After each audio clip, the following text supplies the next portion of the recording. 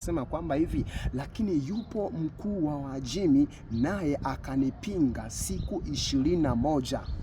Siku ngapi? 21, mtu wa Mungu, kumbuka hizo.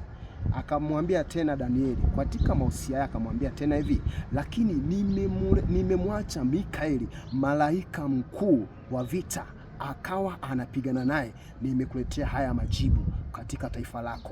Kwa mtu wa Mungu, kwanza sikia nikwambie, chunguza mazingira uliopo, mtaa uliopo, mtu wa Mungu. Usizani kwamba umeumiliki wewe peke yako, hapana. Unapoenda hapo kupanga, mtu wa Mungu, sikia nikwambie, wapo wakuu wa giza. Sikia nikusaidie kitu kimoja pia, na ulipojenga, kumbuka katika kiwanja ulipoweka hapo, wapo wakuu wa giza wamesimama katika hilo anga. Unapokanyanga, Biblia inakwambia hivi,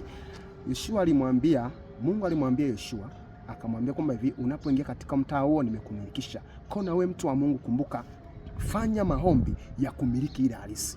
Fanya maombi ya kutamalaki. Amuru damu ya Yesu ikatamalaki yale mazingira. Pia amuru damu ya Yesu ikafanye connection yako na wewe na mbingu. Pia ukiweka ulinzi ndani yako, ukiombea ulinzi, majibu yako yatakuwa ni mepesi kuja ndani yako. Pia na majibu yako, malaika aletaye majibu yatakufikia kwa wepesi.